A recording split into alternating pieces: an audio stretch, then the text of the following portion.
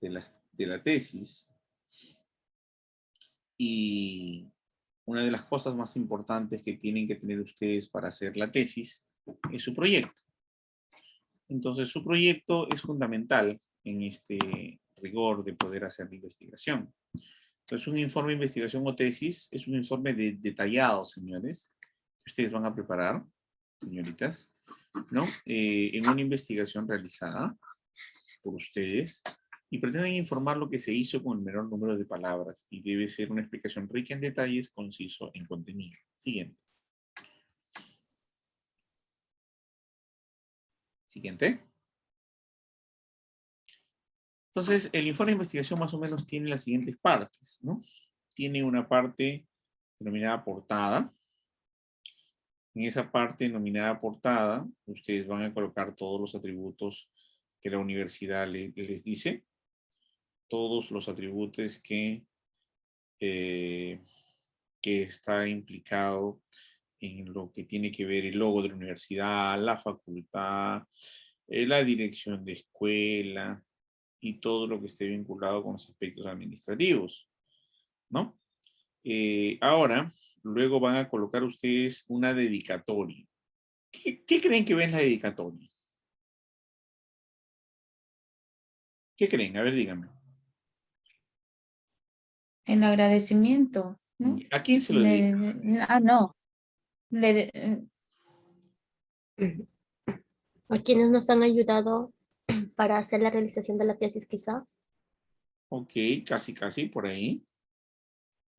O también a los padres por la ayuda que les ha dado, dándonos los estudios. Ya, ese es justo el error. Ahí va el asunto. Se dedica a la tesis ¿Mm? alguna situación académica, alguna persona de la academia, alguna persona de la carrera, que fue decisiva en la orientación del tema y el trabajo que tiene que ver con la construcción de la investigación. A esa persona se le dedica la tesis, por ejemplo, a mi gran maestra, a mi asesora, o sea, todo está relacionado con la investigación. Sin embargo, el agradecimiento se hace solamente a las personas que contribuyeron con algo a tu investigación. Por ejemplo, quien aplicó las encuestas, el jefe del hospital, el director del hospital y todo, ¿no? Normalmente ninguna tesis, ninguna investigación se dedica al papá, a la mamá, al amigo, al hijo, al sobrino. Algunos le dedican hasta al perrito, otros le dedican a Dios. Eso no va. Eso va en los libros. El día que ustedes escriban un libro como Mario Vargas Llosa, como José Saramago, ahí se hacen una dedicatoria, porque son características novelescas. Tienen otra naturaleza que conlinda con el carácter no científico, sino con el carácter coloquial. Con respecto a la ciencia, todo lo que va implicado aquí está vinculado a la ciencia, y está vinculado al quehacer científico. Y por lo tanto, una investigación no se la dedica uno a ningún familiar y un agradecimiento tampoco. Ya hay que deslindar un poco, ya van a tener toda la vida para dedicarle las gracias a todas las personas, ¿no? Pero eso hay que tenerlo muy en cuenta porque de lo contrario, miren, cuando yo recibo un artículo científico en una revista y veo que su trabajo está dedicado a papá, mamá, hijos o algo, automáticamente sin leer el artículo lo rechazo. Yo ya sé que esa persona no conoce de investigación. Está bien, como te puedo decir, está en otro escenario que no tiene nada que ver la investigación. Está preocupándose en asuntos no académicos. Y para asuntos no académicos están las revistas profesionales, no las científicas. Entonces, en una revista científica se recibe un artículo de carácter netamente científico con los rigores científicos como una tesis. Igual en la tesis. Los agradecimientos y las dedicatorias no pertenecen a ningún miembro de la familia, ni nada que tenga que ver con financiamiento de la investigación familiar, ni ninguna de esas cosas. ¿Ok? Eso solamente para aclarar, para romper ese mito que durante mucho tiempo ha existido, ¿no? Luego viene, pues, una tabla de contenido, apéndices, un título, los autores, el resumen y el abstract. Siguiente, por favor. Luego de eso, viene el informe ya de investigación, donde tenemos el formato IEMPRINT. La introducción, el material y métodos, resultados, discusión, conclusiones, recomendaciones, agradecimiento y referencias bibliográficas. ¿Qué tenemos que hacer con respecto a la introducción? La introducción, en un artículo científico solo es así. En una tesis ya tu introducción ya no se llama introducción. Ya es situación problemática, marco teórico, antecedentes, marco conceptual, definición de términos básicos, ¿no? Y viene problema, objetivo general, objetivos específicos, hipótesis. Luego en la metodología viene variables, operacionalización, indicadores, método, técnica, instrumento, muestra, muestreo, ¿no? Y ya se hace la metodología. Entonces aquí hay que tener mucho cuidado porque la investigación preparada para un artículo también tiene que tener todo el contenido como si fuera una tesis, pero de manera sucinta. Entonces ustedes van a hacer conmigo una tesis, una investigación rápida,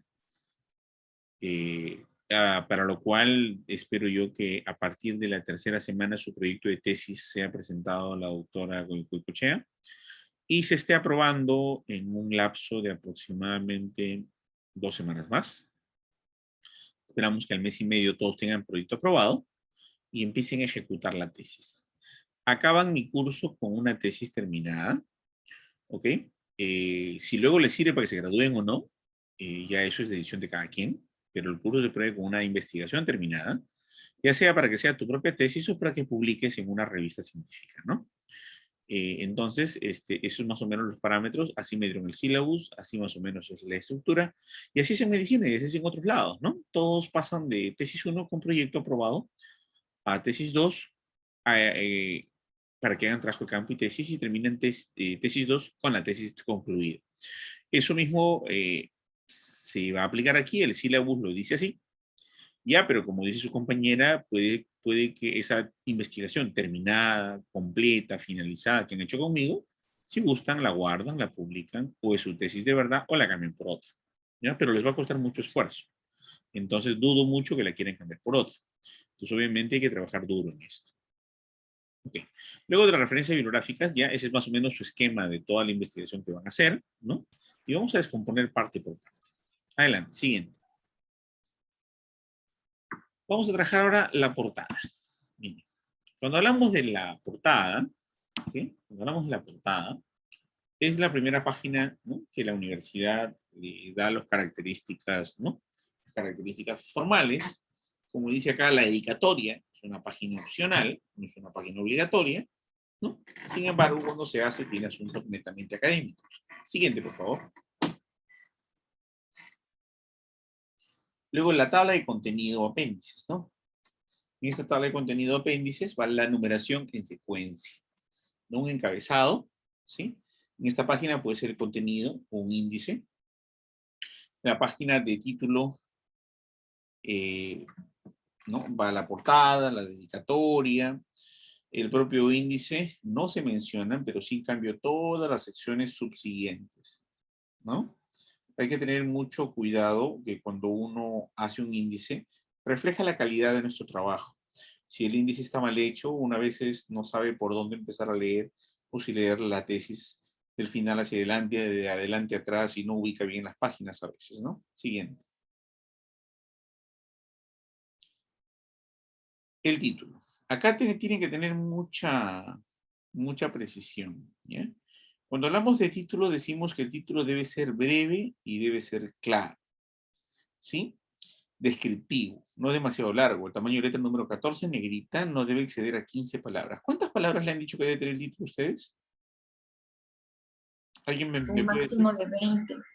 Ok, según la norma APA es 20 palabras, ¿verdad? Según la norma Vancouver es 15 palabras. Pues está bien, 20, aceptable, ¿no? Entonces, está todo bien. Muy bien. Los autores. Cuando hablamos de los autores, ¿cuántas personas van a hacer las tesis? ¿Ustedes están haciendo de a 2 o de a 3? De 2 máximo.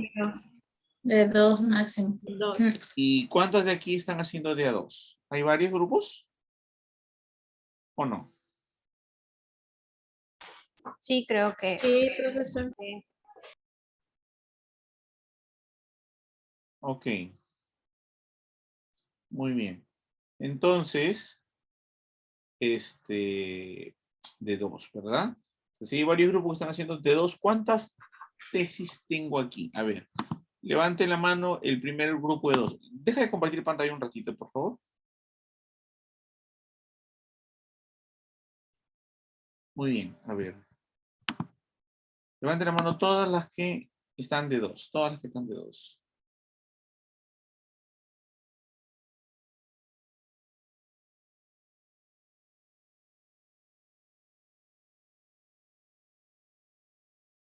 Ok. Hay 1, 2, 3, 4, 5 tesis. Muy bien. Y luego tenemos individuales 6, 7, 8, 9, 10, 11. Tenemos 11 tesis. ¿Está bien? 1, 2, 3, 4, 5, 6, 7, 8, 9, 10, 11. Muy bien. Entonces, más o menos, vamos a tener que trabajar 11 investigaciones. Ya bajen la mano. Es bastante. Normalmente estoy acostumbrado a trabajar con 3 a 4. Ok, es una champota. Muy bien. Sigue compartiendo pantalla, por favor.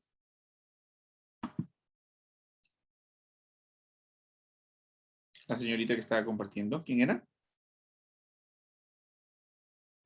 Sí, profesor, ahora. Ok.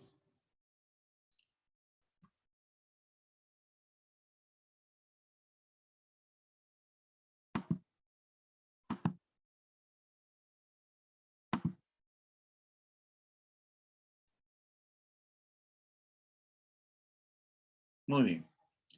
Entonces, los autores, ¿no? El nombre de los autores es continuo, ¿no? Iniciales y apellidos, ¿no? Separados por comas, ya sea para publicación o para tesis va completo, ¿no? Normalmente tamaño número 12. Hay que poner siempre estos datos, señores, ¿no? Las afiliaciones, estudiante, obstetricia, la carrera, tal, ¿no? Pero otra cosa que tienen que tener en cuenta es que cuando hay más de un autor, hay que indicar en nota de pie cuál es el autor seleccionado para correspondencia. Y hay que colocar en anexos los datos del autor. Porque, por ejemplo, la vez pasada encontramos una tesis muy, muy bonita y quisimos publicar en una revista internacional y jamás encontramos a los autores. Desaparecieron de la faz de la tierra. Entonces, el correo electrónico, teléfono, fax, celular, WhatsApp, alguna manera de poder contactarlos. Yo sé que ustedes cambian mucho de direcciones, pero alguna que sea permanente. Siguiente. Siguiente. Luego va a haber un capítulo llamado resumen o abstract, ¿no? El resumen debe ofrecer un sumario de todas las secciones del artículo o la tesis. Permite al posible lector evaluar, ¿no? Si desea leer el artículo o la tesis o no. Y debe mostrar objetivos principales de la investigación, describir los métodos de forma breve, resumir los resultados, enunciar las conclusiones principales. Quiere decir que en más o menos en unas 250 palabras tiene que estar totalmente resumida la investigación. Y el abstract no es otra cosa que la traducción en inglés de esto. Siguiente.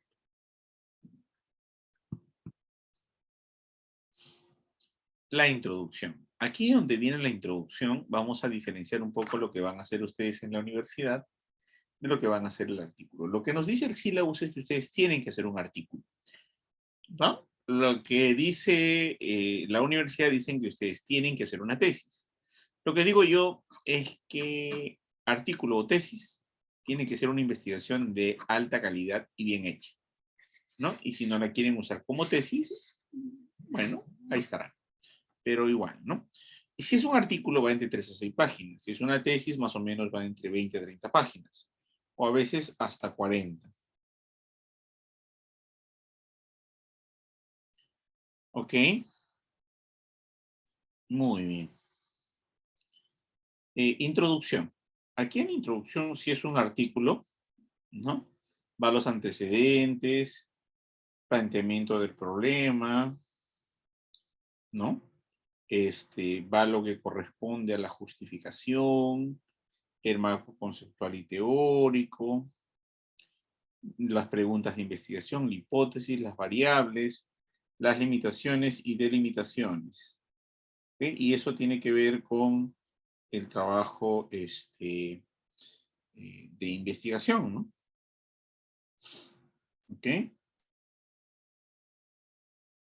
Muy bien. Entonces, cuando hacen ustedes una investigación, tienen que tener todos estos componentes. Y eso también está en el proyecto, ¿verdad? ¿Alguna de estas cosas no está en el proyecto? ¿Alguna de estas no es, alguna de estas cosas no está en su proyecto? Dígame, ¿o está todo? ¿Qué dicen ustedes? ¿Voluntarios? ¿Nadie? Las limitaciones y delimitaciones.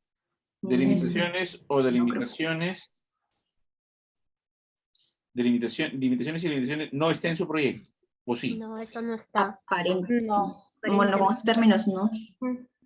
Todo lo demás sí. Sí. Ya. Sí. Sí. Ok. Entonces significaría, señores, que hay que agregar esto. ¿Ya? Hay que agregar esto. Y después le voy a explicar qué significa, ¿ya? Siguiente, por favor.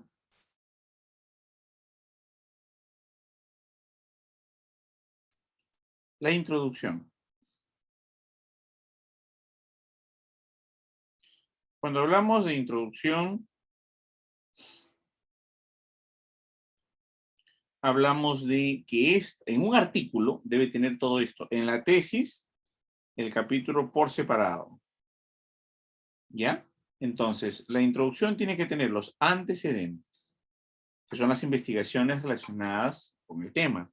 ¿Cuántas investigaciones? A ver, antes que les pregunte, yo les pido a todos mis alumnos un promedio mínimo de 20 investigaciones, ¿no? Ya sean nacionales o internacionales. Sobre todo que haya, ¿no? ¿Cuántas investigaciones han puesto ustedes en su proyecto? ¿Cuántas investigaciones han puesto ustedes en su proyecto, chicos? En mi caso creo que 11 o 12. Ok, 11 o 12, no está mal, ¿no? Pero más o menos unas 20, ¿ok? Bueno, ¿y cómo lo colocan? Autor, ¿no? ¿Qué más? Autor, ¿qué más? Objetivo general, ¿qué más? Metodología. Autor, el año, el lugar. Autor, el año y el lugar. Sí. Bueno, ya, ok. ¿Es en Normapa o están haciendo Vancouver ustedes? Vancouver. Vancouver. Ok, entonces no ve el año, pues. Si es Vancouver, no ve el año, es Zapa. Ok, de ahí lo vemos, ¿ya? Va el autor. Va un numerito después del autor. Va una coma. Va el objetivo, el trabajo de investigación con el lugar. ¿Ok? Va la metodología. Objetivo de la metodología. Luego de la metodología va los resultados principales. Y finalmente las conclusiones.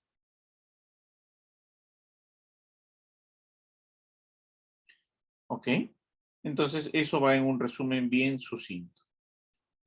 Ok, entonces. Luego viene el planteamiento del problema, ¿no?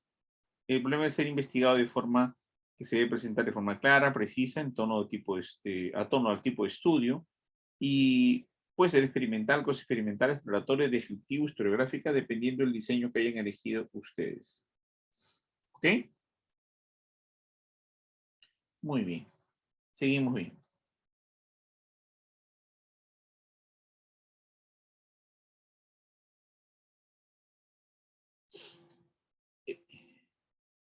Introducción, continuamos con la justificación del problema. Cuando hablamos de la justificación del problema, ¿ok? Hablamos de que se ponen las razones para que el estudio se realice. Su importancia, su impacto en otras personas, su aporte al conocimiento, su aporte práctico.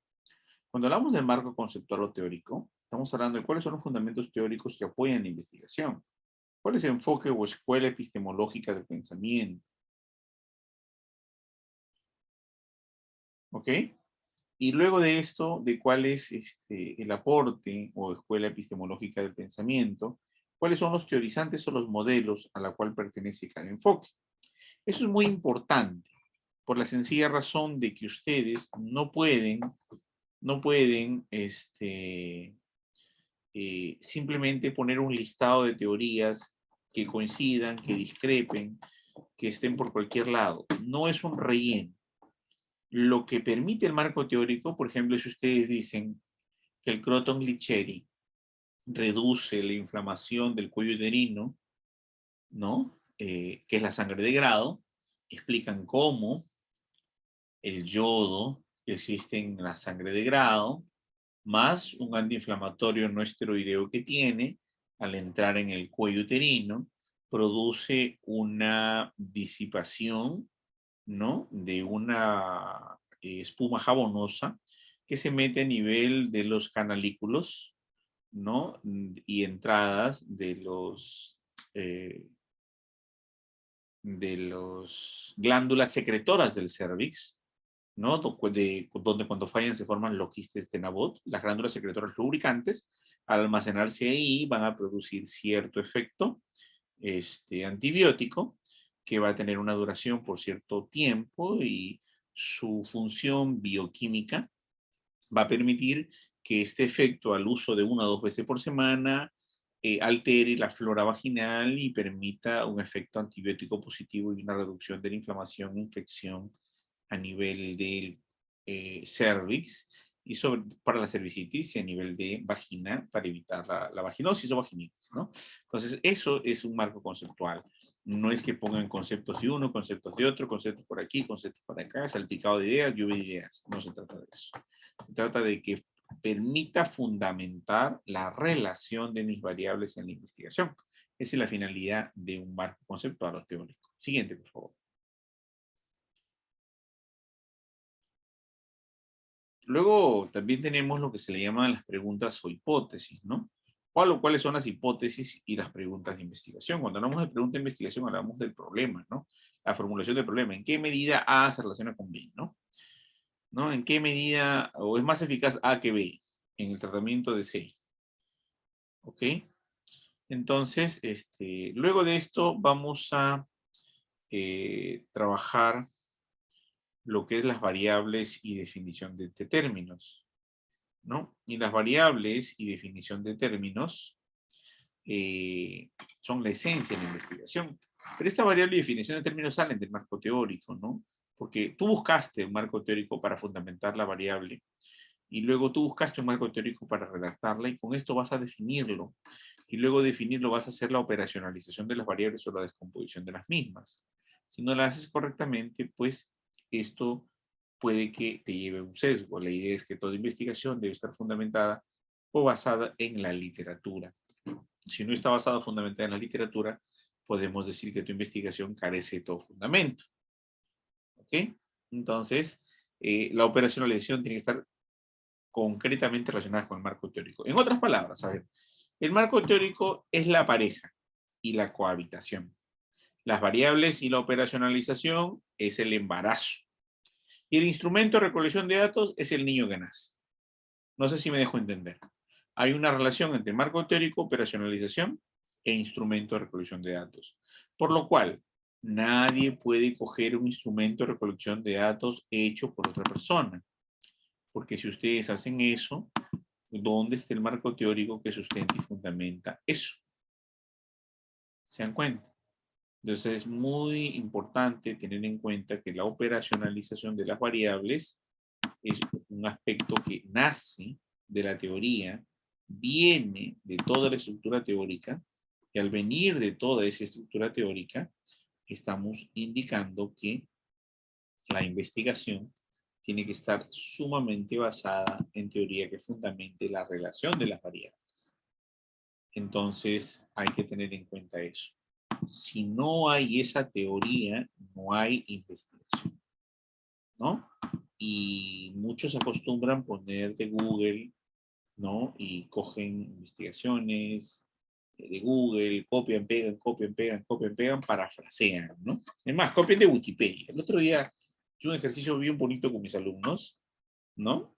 Y cogí una situación problemática y puse mi Turnitin Golden, que es un Turnitin que evalúa parafraseo hasta el 70% de los casos y además traducción literal de cualquier idioma o transcripción aproximada. Y por ejemplo encontré que el 100% era copia y pega de Wikipedia y que solamente lo había parafraseado. Entonces, y el parafraseo es justo lo que no debe hacerse. Ustedes cuando hacen una investigación lo que tienen que hacer es construir teoría, no parafrasear. Cuando yo les digo cómo el Croton Licheri reduce la inflamación o la cervicitis, yo tengo que explicar el mecanismo teórico, deductivo, epistemológico, bioquímico, fisiológico y funcional por la cual eso pasa. Y eso es lo que te ayuda a tu marco teórico. No vas a copiar y pegar las páginas enteras de la fisiología, ni vas a copiar y pegar entera toda la fisiología del moco del cuello uterino, ni cómo se forman los quistes de Naboto, no. No vas a copiar entero todo lo que... No, vas a construir una teoría que explique esa relación de variables en función de lo que deseas. Y para eso significa. Y cuando eso esté listo, recién puedes hacer tus variables y tu operacionalización. Tu descomposición de variables, subvariables, indicadores. Y luego de eso recién puedes hacer tu instrumento. Tu instrumento es prácticamente la operacionalización puesta en papelito con preguntas. No hay ninguna diferencia entre el instrumento y la operacionalización. Por lo cual la operacionalización, en el caso de mis alumnos, tiene más o menos de 7 a 18 páginas. Más o menos. Porque es una descomposición precisa y detallada de cada variable en una subvariable, en otra subvariable, en cada indicador. Se le asigna un peso, un baremo, ¿no? Una escala de medición y luego se integra y se transforma en la variable dependiente. Por ejemplo, a ver, yo quiero decir si la señorita Ventura, Leiva Ventura, por ejemplo, tiene depresión severa. Quiero saber si se va a suicidar. Entonces, para eso tengo que aplicar el test de Hamilton. Entonces, aplico el test de Hamilton y le voy al psiquiatra y le digo, señor psiquiatra, la señorita Leiva se va a suicidar porque su test de Hamilton ha llegado a 14 puntos. El psiquiatra me va a botar del consultorio y me va a decir que yo estoy perdido. Porque el test de Hamilton son para identificar riesgo suicida.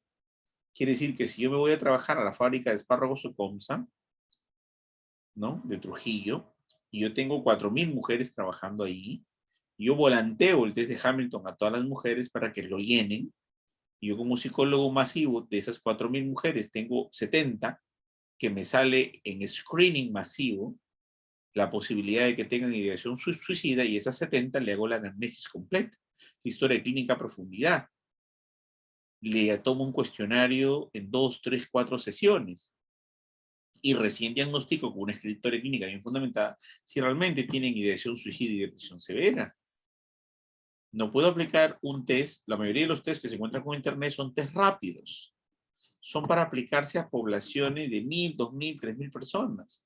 Son para hacer cosas que ayuden a sintetizar procesos. El CERCOL, por ejemplo, es para identificar masivamente si se da buena calidad o mala calidad de atención en un establecimiento de salud.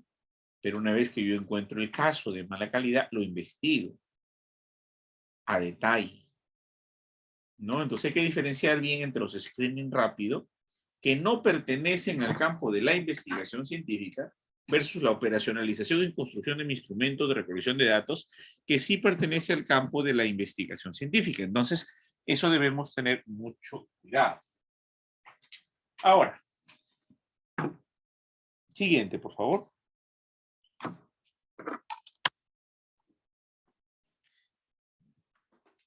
Algunos dirán, en este poquito que estoy hablando, ya estoy incomodando demasiado. Lo que pasa es que, más o menos, yo hice mi primera investigación cuando tenía 17 años, ¿no? Y era estudiante de obstetricia como ustedes. Entonces, desde esa fecha investigué, ¿no? Entonces, más o menos, y he pasado por muchos procesos y hemos hecho muchas investigaciones. Y más o menos uno tiene la idea de qué está bien, qué está en proceso, qué está mal, qué está en cuidados intensivos, qué se puede recuperar y qué nació muerto, ¿no? Qué es óbito, ¿no? Entonces, suele ocurrir muchas veces que se hacen proyectos incluso copiados, no importa que sea copiados, ¿eh? Yo como le digo a mis alumnos, plagien todo lo que quieran haciendo sus proyectos, porque una vez que yo les corrija no va a quedar nada de lo que vi, ¿no?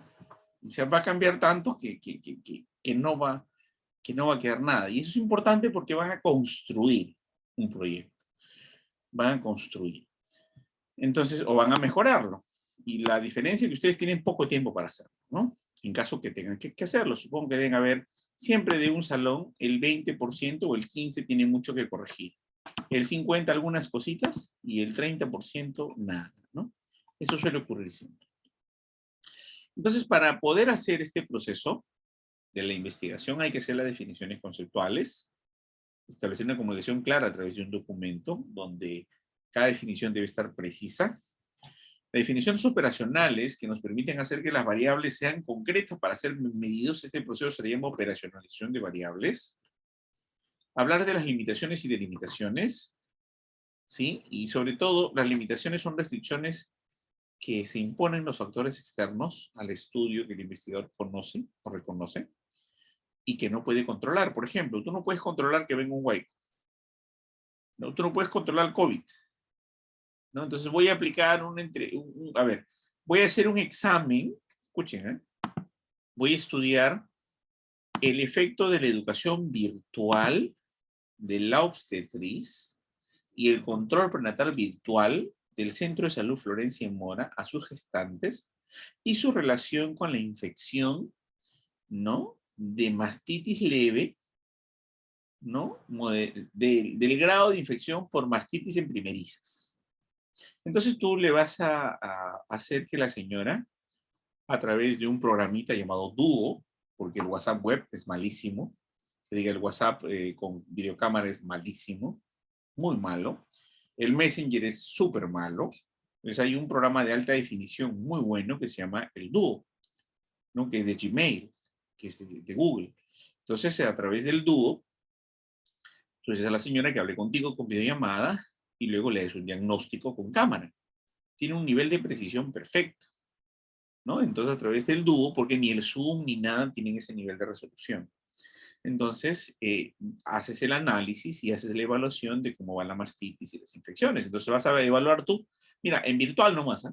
Eficacia de la consejería obstétrica posparto, ¿no? Y su relación con las infecciones o con la mastitis, ¿no? En mujeres primerizas, en el programa de puerperio domiciliario, sincrónico y asincrónico a través de seguimiento en línea. Imagínate, una tesis interesante, ¿verdad? Se me acaba de ocurrir, por si acaso. ¿Ok? No vale la pena que se robe la idea. No, mentira. Sí, pueden hacerlo. Entonces, cuando vemos esa situación, tenemos en cuenta que podemos observarlo, pero hay una limitación, ¿verdad? La limitación es que estamos en pandemia. ¿Es lo mismo observarlo por una cámara que observarlo en vivo? No, no. Entonces va a haber limitaciones. Pero también van a haber delimitaciones. Van a decir dónde se va a hacer, cuándo se va a hacer, cómo se va a hacer y en quiénes se va a hacer. Cuando tú dices el dónde, cómo, cuándo y en quiénes, ya son las limitaciones del estudio. ¿Está bien? La que diga las delimitaciones del estudio. Pero las limitaciones son aquello que te impide hacer la investigación. Ojo, algunos ponen delimitaciones, me falta dinero, ¿no? Yo soy pobre, no tengo tiempo, trabajo. Eso no son delimitaciones, por favor. ¿Ya? Si ustedes ponen eso, uno le dice, por favor, dedícate a otra cosa. ¿No? Porque eso no son limitaciones de una investigación. Uno estudia porque tiene que solucionar una brecha, ¿no? Y no puede poner como limitaciones, me falta plata, me falta tiempo, me falta capacidades. Eso no es una limitación. Eso es un asunto personal. Las limitaciones sí tienen que ver con el hecho de por ejemplo, el COVID, ¿no? El acceso a la información, la forma como recolectar los datos y todo ese tipo de cosas. ¿Ya? Muy bien, señorita Brenda, dígame, ¿cuál es su pregunta? Que eso lo tenemos en la tesis como criterios de inclusión y exclusión. No, esa es otra cosa. Los Ya. criterios de inclusión, exclusión y eliminación son los criterios de selección. Y los criterios de selección son muy diferentes. ¿Ya? Son muy diferentes. ¿Ya? ¿Ok? Por ejemplo, un criterio de selección es qué características tiene la persona, ¿no? ¿Qué características tiene la persona para ser incluidas en una población homogénea, ¿no? Y esa situación, por ejemplo, es que sean mujeres primerizas, que tengan de 18 a 25 años, que sean mujeres de asentamientos humanos, que sean madres solteras, que sean abandonadas, que sufran de poliandría, ¿ok? O sea, que tengan, por ejemplo, y que sea, por ejemplo, sí saben lo que es poliandría, ¿no? Ok, que padezcan de esta terrible enfermedad que es la poliandría, ¿no? Entonces, y además que no usen métodos anticonceptivos, ¿no? No se cuiden y no acudan a su control ginecológico y no tengan una pareja actual. Ellos son criterios de inclusión, exclusión, minimización. Para excluir, las chicas que tienen cáncer no entran, pues, ¿no? Las chicas mayores tampoco entran. Las universitarias menos. No tienen que tener secundaria completa nada más, ¿no? Son características, pero no son tus limitaciones del estudio, ni tu delimitación. La delimitación es en dónde se hace el trabajo, cuándo se hace el trabajo y en quiénes se hace el trabajo.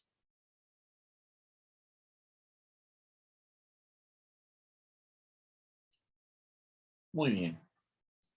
Entonces, continuemos.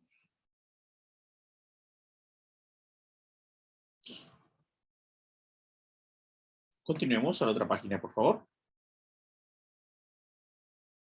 Luego hay que detallar, señores, la metodología. La metodología, señores, no es otra cosa que explicar los detalles de cómo se hizo la investigación, dependiendo del tipo de investigación, enfoque, quali, quanti, ¿no?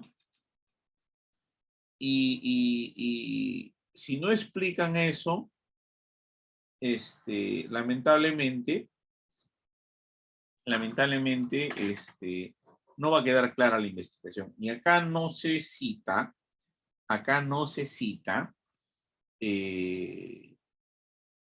libros, acá no se cita condiciones de definiciones teóricas. Acá se explica cómo vas a hacer tu investigación. La mayoría de la gente comete un grave error al querer hacer una investigación, digamos, donde la metodología es puro cita de libros. Voy a hacer un trabajo descriptivo, porque Hernández Sampieri dice que el trabajo descriptivo es describir. Voy a tomar una muestra representativa, porque según Cochrane la muestra representativa es la que representa. Voy a hacer un cuestionario, porque según Mendenhall el cuestionario es un papelito con preguntas muy bonito, y entonces hay que hacerlo. Pero no me están contando nada. No me están diciendo cuál es la investigación. No me están diciendo absolutamente nada, de nada, de nada.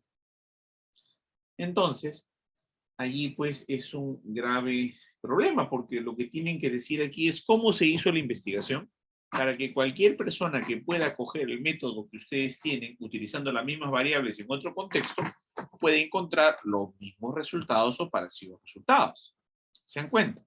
Entonces, obviamente aquí dices tú cómo hiciste el trabajo.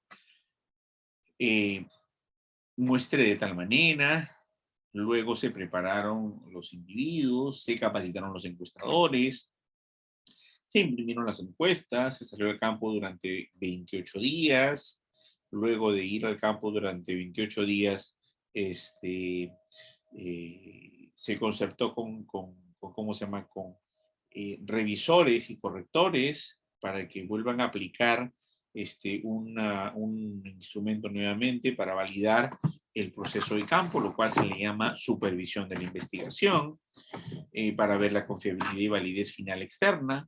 Luego de eso se procesó, se metió todas las encuestas en una base de datos en SPSS, se generaron tablas, gráficos, así, pero en detalle. Proceso a proceso, fase a fase, más o menos en 3 a 4 páginas fluidas, sin citas, sin cuentos, sin relleno teórico, sin chamullo, contando cómo se ha hecho la investigación, debe expresarse a detalle todo el método científico que fue empleado. Siguiente, por favor.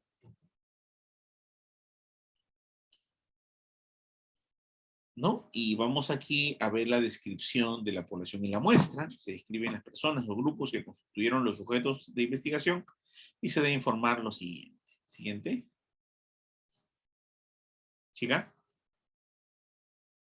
Descripción de la población en muestra. ¿Quiénes son o qué son los que integran la muestra? Son placas Petri con cultivo de células de NIC1 y NIC2. ¿Son historias clínicas? ¿O son personas? ¿Ok? ¿Son salas de parto? Vas a ver la calidad. ¿Qué cosa? ¿Quiénes son o qué son?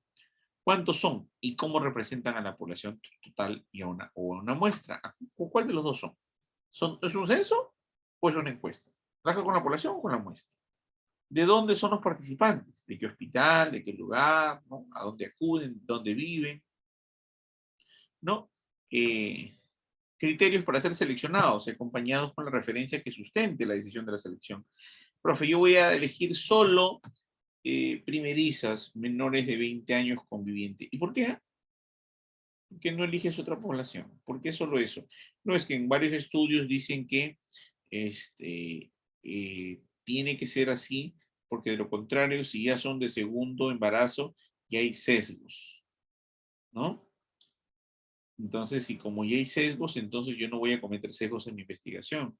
Por lo tanto, lo que tengo que hacer es un muestreo de 18 a 20 años nada más y que no tengan hijos, porque esos sesgos van a implicar la percepción de lo que yo quiero analizar. Y bien lo justifica, ¿no? Siguiente.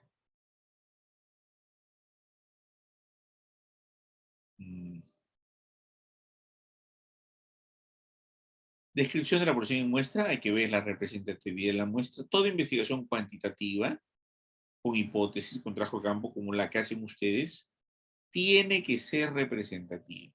Profe, pero yo he leído que hay muestreo no probabilístico, que hay muestreo intencional, pero lamentablemente no sirve una tesis que sea así. ¿Ok? Muy bien, señores.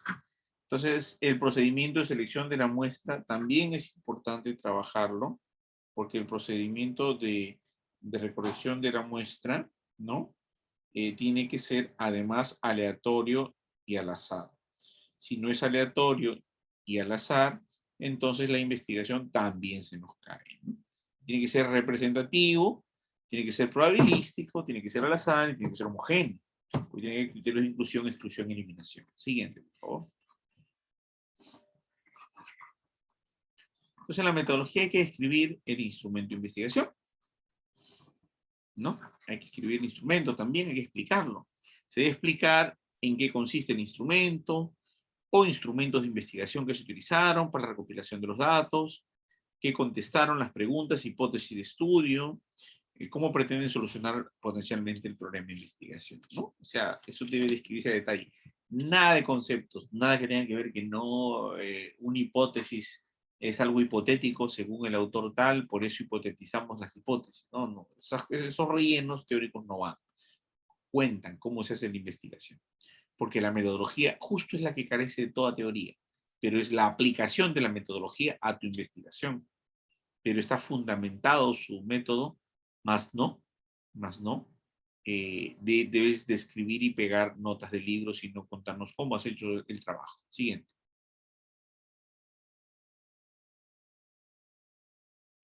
También se va a contar la metodología, los procedimientos, se presenta paso a paso la forma y la manera como se condujo el estudio, ¿no? Los procedimientos se deben indicar, a quién y cómo se solicitó los permisos, las autorizaciones necesarias, ¿no? Para hacer el estudio, las solicitudes, etcétera. Y deben aparecer estos en los apéndices. O sea, solo menciona si hicieron las gestiones pertinentes para que el ingreso autorizado en el hospital Loaiza y además con las autorizaciones del comité de ética. Nada más, todo lo demás debe estar escrito en apéndices o en anexos, ¿no? Para que no rellenen esto de algo que no corresponde.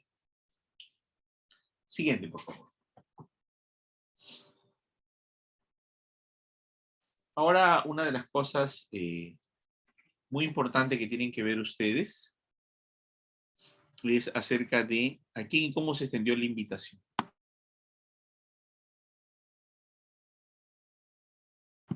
¿Me dan, por favor, unos 3 minutitos? Entonces, aquí hay que ver cómo, ¿no? Se hace esta parte. ¿A quién y cómo se extendió la invitación para participar en el estudio? O sea, los que participaron en el estudio, que fueron seleccionados al azar, tienen que recogerlos de algún lugar. Si han seleccionado historias, y de las historias tienen una patología, y quieren ver hoy día cómo están las personas con la patología, y ver cómo han evolucionado, bueno, hay que decir cómo se sortearon las historias, que fue el proceso de selección de ello, ¿no? Otra cosa importante es cómo se llevó a cabo la coordinación del estudio con los recursos con los cuales se dispuso. Muchas veces, nosotros tomamos decisiones y esas decisiones no están necesariamente bien fundamentadas. Entonces hay que explicar cómo se fundamentaron, ¿no? Cómo se hizo dicho trabajo, ¿no? Entonces, cómo se coordinó, con quién se coordinó, cómo se dispuso los recursos, me financiaron, no me financiaron, qué cosa se hizo, cuál fue el proceso, cómo fueron las etapas, etcétera, ¿no? Muy bien, entonces eso es relevante de tener que hacer. Otra cosa que es fundamental, ¿no? Que es fundamental, es cómo administró y recogió el instrumento de investigación. ¿Se aplicó al azar? ¿Se aplicó de forma aleatoria? ¿Se aplicó de forma sistemática? ¿Se aplicó de qué forma, no? O sea, fue, digamos, por personas entrenadas, calibradas, por investigadores que ya tienen experiencia recogiendo información, por la misma tesista, por internos de obstetricia, por internos de medicina, ¿no? ¿Cómo se aplicó el estudio? Entonces, eso es muy importante que se deba tener en cuenta, porque de lo contrario, si no se explica en detalle la forma como se hizo dicho recojo de información, con respecto al recojo de los datos, si fue cada 5 personas, cada 3, cada 2, cada 4, cada 8, ¿no? Si fue un intervalo intermuestral cerrado, abierto, polietápico, multietápico, por conglomerados, tiene que explicarse sumamente en detalle.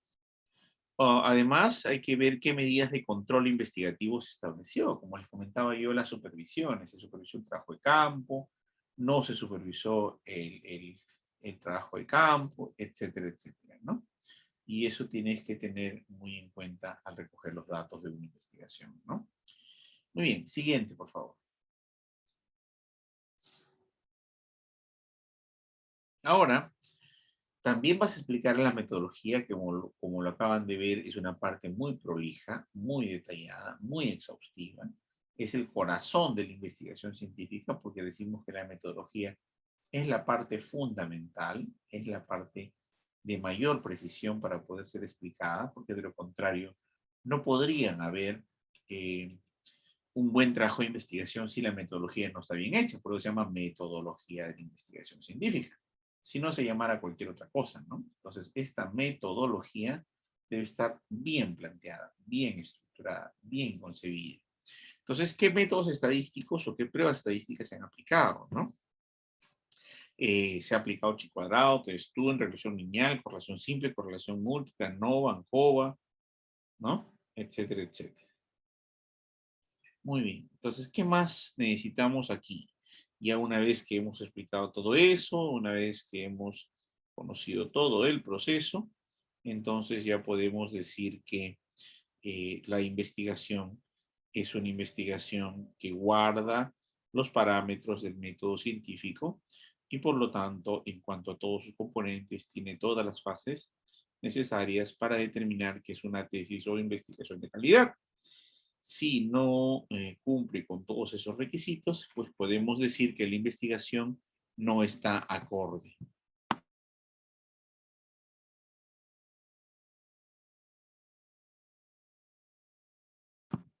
Muy bien, siguiente, por favor.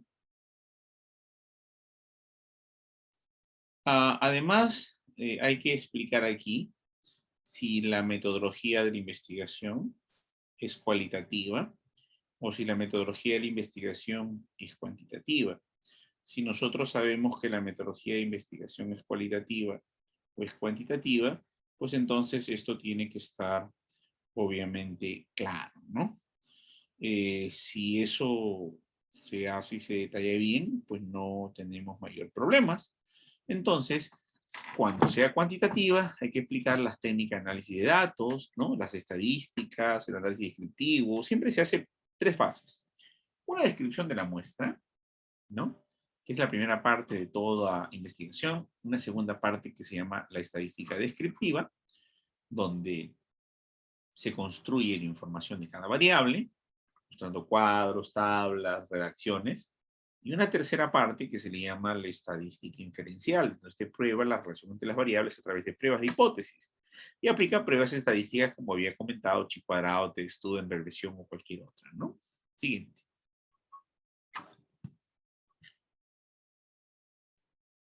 Estos análisis estadísticos, ya en caso de ser cualitativas, que no es el caso de ustedes, porque creo que no se aceptan en el área de obstetricia, sí se aceptan en el área de enfermería, pero en el área de obstetricia, si no me equivoco, no tiene mayor uso porque la obstetricia es una ciencia médica, y en la ciencia médica no se aceptan o no se han aceptado durante los últimos años investigaciones que no sean con contratación de hipótesis, salvo que me equivoque. Las investigaciones que aceptan son todas cuantitativas, ¿sí o no, chicas? Entonces, díganme ustedes.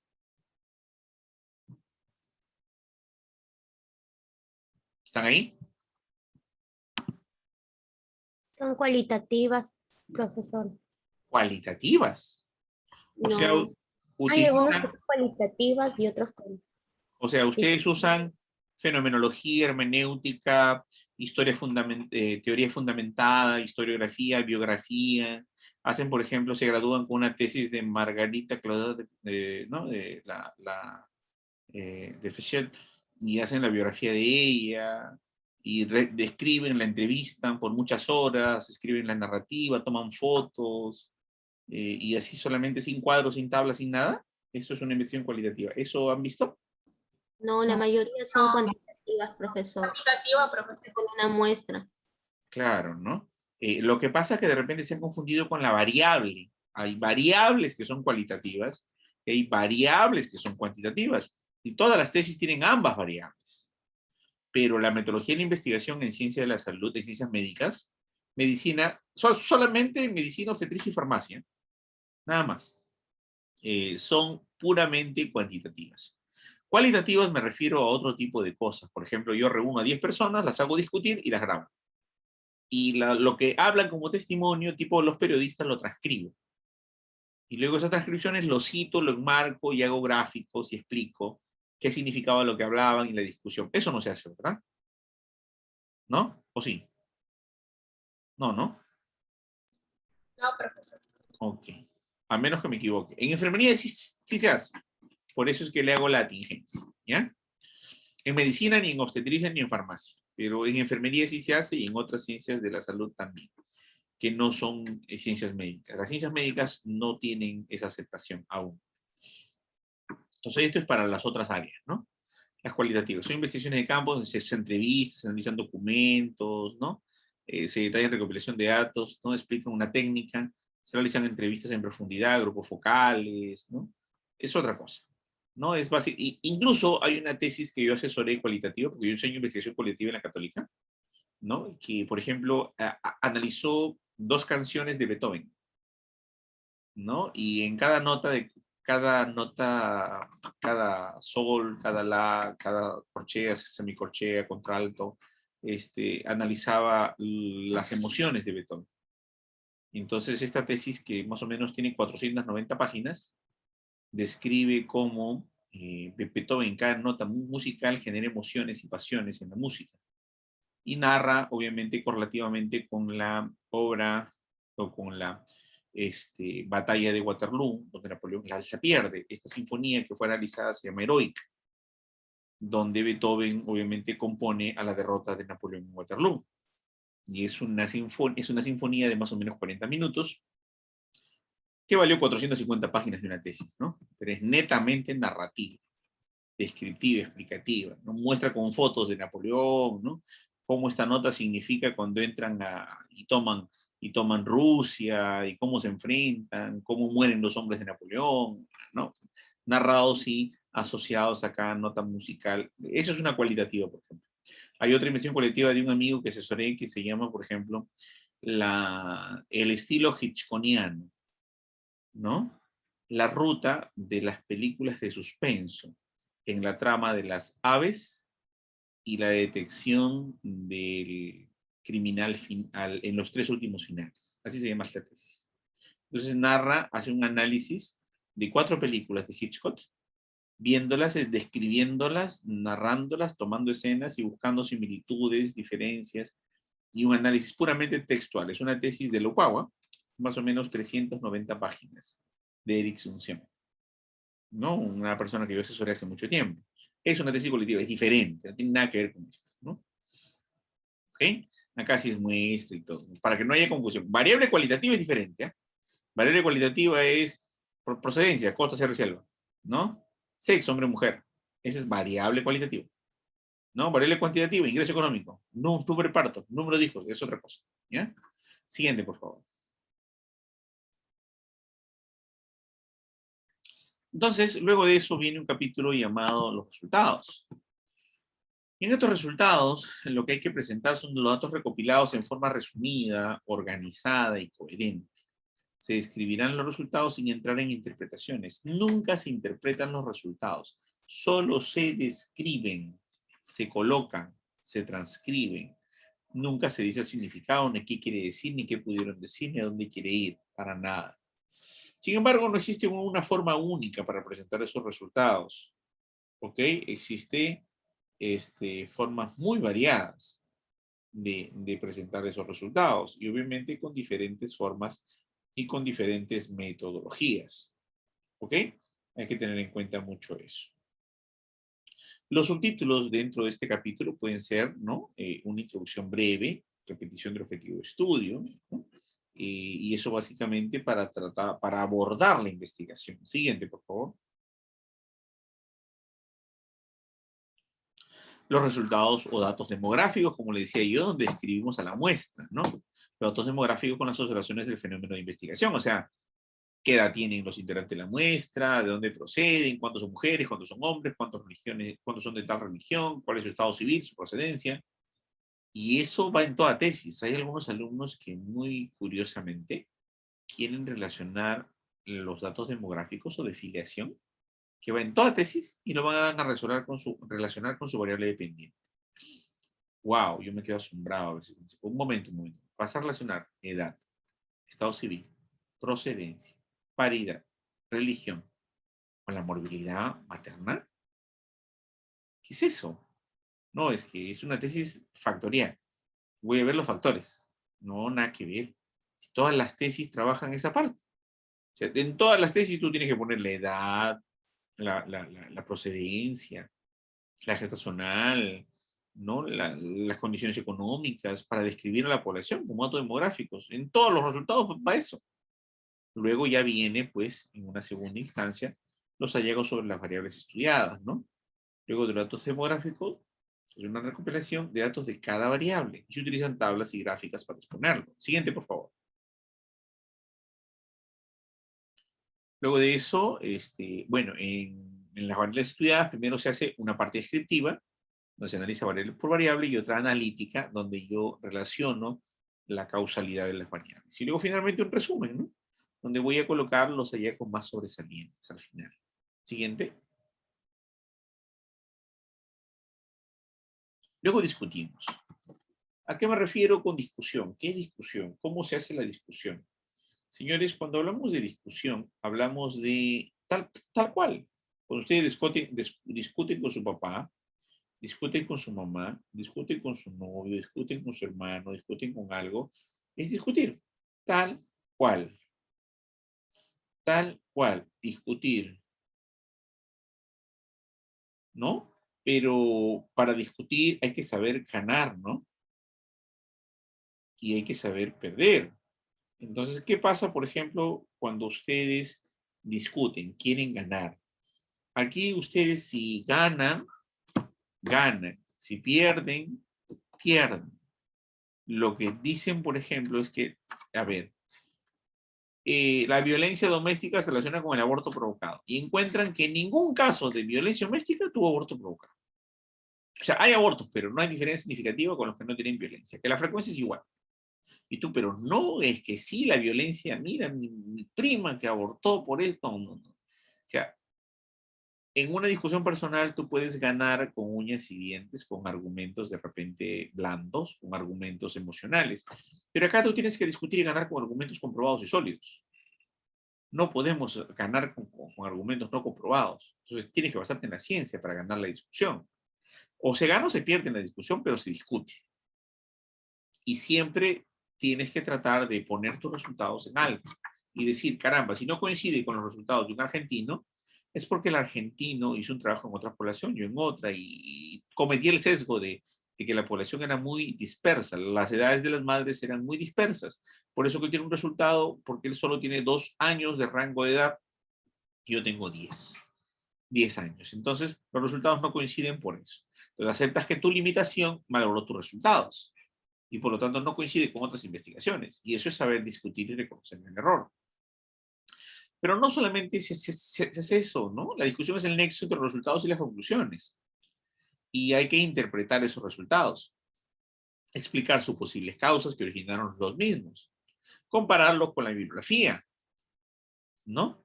Con el fin de establecer relaciones entre sus resultados y otros estudios y explicar fenómenos observados, ¿no? Esto es muy, muy importante. Siguiente, por favor.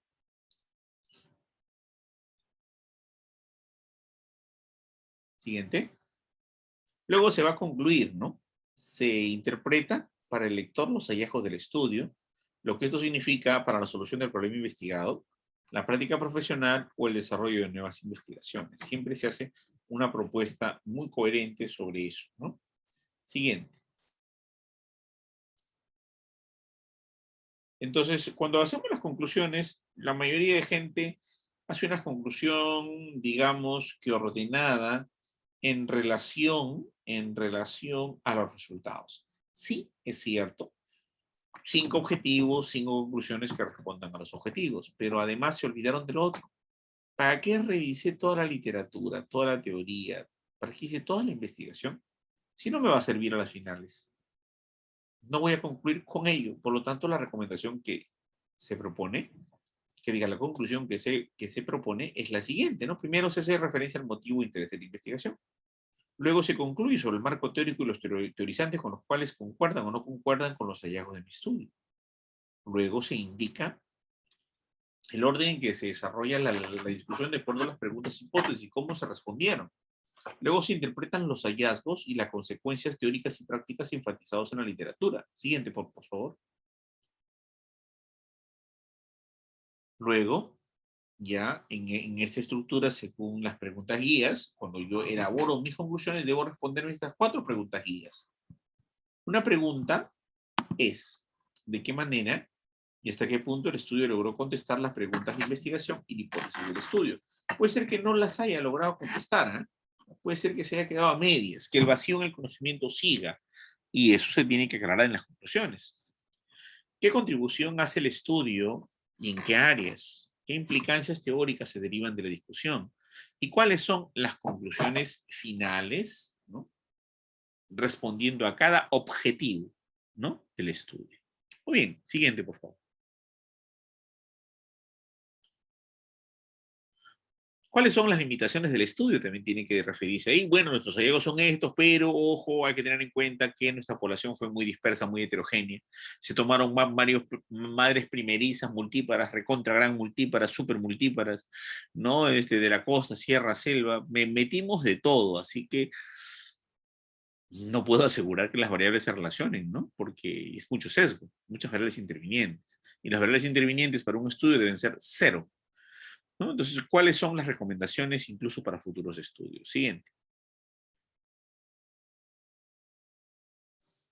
Luego hay que dar un agradecimiento, y vuelvo a repetir, en caso de que se dar crédito a instituciones, organismos que financiaron el proyecto, a personas que asesoraron o que auxiliaron la realización de la investigación, se da agradecimientos, ¿no? Y eso es muy importante que deban tener en cuenta. Siguiente, por favor. Se le está agotando la batería. Las referencias hay que colocar toda la fuente de información que se consultaron y se citaron en el trabajo, ¿no? Si se consultó algunas y no las citó, se puede mencionar por separado. Hay que diferenciar entre manuales y estilos para hacer los trabajos. Ustedes tienen que seguir el estilo Vancouver, ¿no? Y leer el libro de redacción de escrito médico por Robert Day, que es básicamente el documento base para que todos hagan su investigación. Siguiente, por favor. Bien, señores, hemos terminado.